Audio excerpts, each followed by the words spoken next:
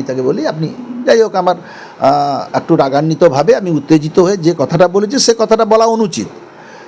একজন আধিকারিককে যে কথাটা বলেছে সেটা আমি নিশ্চিতভাবে এটা বলা আমার ঠিক হয়নি, কিন্তু এই পরিস্থিতি যদি আমি হাতে না নিতাম তাহলে গ্রামের মানুষরা অন্য পরিস্থিতির সৃষ্টি হয়ে যেত। ওখানে একেবারে 300-400 লোক ঝাঁপিয়ে পড়বে একেবারে, যে এই ওর কথাবার্তাটা ঠিক নয়। এবং ওই এখন বর্তমান যে রেঞ্জার এখানে কন্টাইতে যা আছে, ওকে কোনো জেলা প্রশাসন পর্যন্ত কেউ ওকে পছন্দ করে না কথাবার্তায়।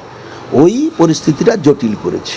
আমাদের কিছু নয়, হয়তো আমি মিনিস্টার হিসাবে দায়িত্বশীল একজন মন্ত্রিসভার সদস্য হিসাবে আমার হয়তো ওই কথাটা বলা ঠিক হয়নি, এটা আমি পরবর্তীকালে আমি নিজেই দুঃখ পেয়েছি যে নিশ্চিত আধিকারিককে বলা ঠিক হয়নি, কিন্তু ও পুলিশ প্রশাসন তাকে বুঝাবার চেষ্টা করছে, তার সে কথাও এই রেঞ্জার শুনেনি।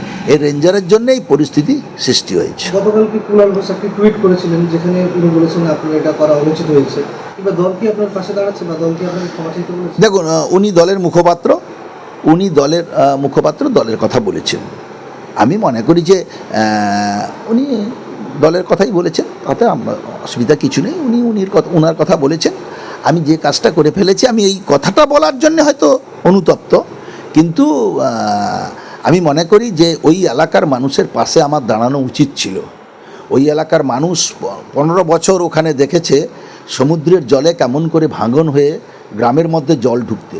মুখ্যমন্ত্রী ওখানে মেরিন ড্রাইভের রাস্তা করেছেন, সমুদ্রের বাঁধ তৈরি করেছেন, আজকে মানুষ ঘরে থাকতে পারছে। আজ তার জন্যেই সে সমস্ত মানুষের পাশে দাঁড়াবার আমার দরকার ছিল, আমি তাদের পাশে দাঁড়িয়েছি। আরেকটা প্রশ্ন করতে হবে, শেষ প্রশ্নটা, যে বন দপ্তর ইতিমধ্যে ওই যে ভিডিও ক্লিপিংস মুখ্যমন্ত্রীর কাছে পাঠিয়েছে, তার ডিএফওর কাছ থেকেও তথ্য নিয়েছে। বনমন্ত্রী ওনার সাথে কি আপনার কোনো কথা আছে? কারণ উনি তো গতকালকে ফরেস্ট রেঞ্জারকে কল করেছিলেন। আমি বনমন্ত্রীর সাথে আমার কোনো কথা হয়।